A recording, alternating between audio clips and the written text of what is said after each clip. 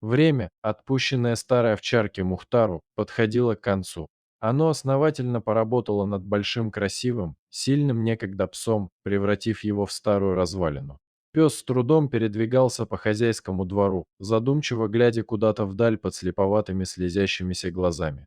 Что видел старый Мухтар, оставалось загадкой, но пес мог часами смотреть туда, словно видел что-то за линией горизонта очень важное, но давно забытое, о котором он вдруг неожиданно вспомнил, растревожив всю свою собачью душу. Весна своим теплым дыханием постепенно пробуждала природу от холодного зимнего сна, даря ей новые жизненные силы и медленно, капля за каплей, отнимая их у старой собаки. Худо было Мухтару, дремавшему на крыльце. Он чувствовал, что эта весна последняя в его жизни, и грустил не потому, что тело мучили боли, что силы покидали его, приближая последний час. Нет, совсем не это тревожило старого пса. Мухтар не мог смириться с неизбежностью расставания с любимым хозяином. Глядя изо дня в день на страдания своего старого друга и не имея возможности помочь, хозяин решил покончить совсем сразу, освободив пса от тяжелых мучений. Вечером Мухтар был плотно и вкусно накормлен, хозяин долго сидел с ним на крыльце. Обняв пса, он говорил ему что-то ласковое, гладя поседевшую голову верного друга, и много курил. Оба смотрели на реку, освободившуюся ото льда, с плывущей местами мелкой шугой, поблескивающей на закате в последних лучах солнца. Утром хозяин повел Мухтара к реке. У берега стояла их лодка, в которой вместо обычных рыбацких принадлежностей лежали палка и крепкая веревка с петлей на одном конце и привязанным к ней большим тяжелым камнем на другом. Старый пес вопросительно смотрел на хозяина, пытаясь заглянуть ему в глаза, но человек отводил взгляд в сторону. «Вперед!» – тихо скомандовал он, не глядя на друга.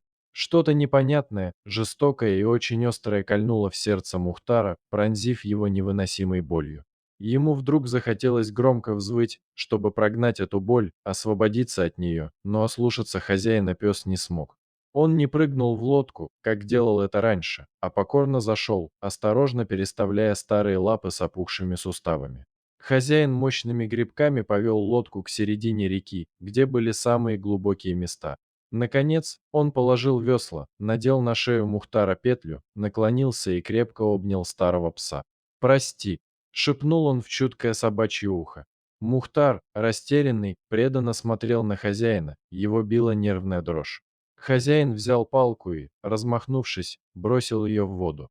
Апорт. Это была самая любимая команда некогда молодой и сильной овчарки, которая часами могла доставать палку из воды, радостно и гордо вручая ее хозяину.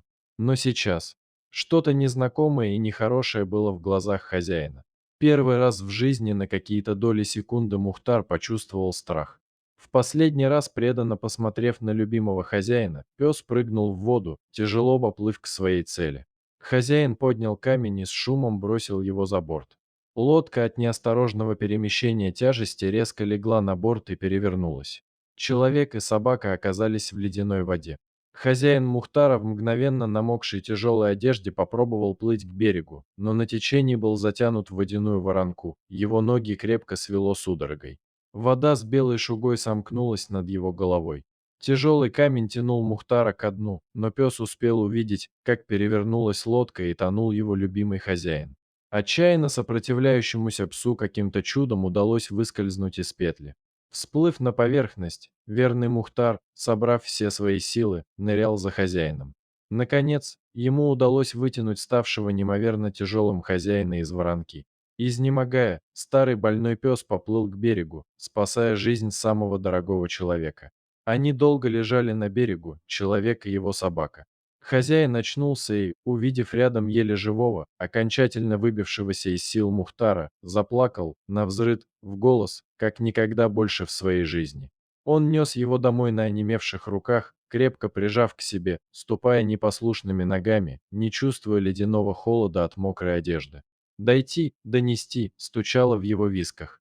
Мухтар, завернутый в ватное одеяло, очнулся через сутки не в своей будке, а в комнате, где было тихо и тепло. «Наверное, я в раю», — подумал старый пес. Над ним наклонился хозяин с миской теплого молока, в которую звонко шлепались большие капели из его глаз. «Мухтар, родной, мы с тобой еще поборемся, повоюем». Они были вместе в радости и в горе ровно столько, сколько отпущено каждому свыше. Однажды теплым солнечным днем Мухтар ушел. Он ушел счастливым. Не рой другому яму, сам в нее попадешь. Никогда не забывайте об этом. Берегите своих преданных стариков, они так в этом нуждаются. Несите свой крест до конца.